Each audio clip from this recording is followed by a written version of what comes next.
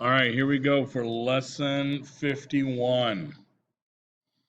Okay, lesson 51. We're going to follow a very similar as yesterday.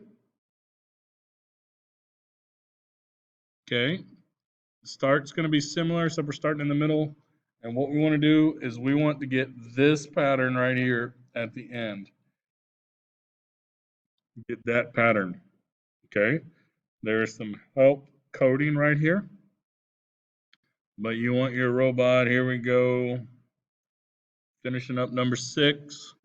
We want your robot to do, going to be, this time the small squares are going to be on the inside. Okay, so you got to use, boom, he's going to turn over here. All right, remember, we're going to use this, we're going to repeat this right here, but you're just going to have to make small changes to get him to do this. Okay, and we're going to go red, black, black, red.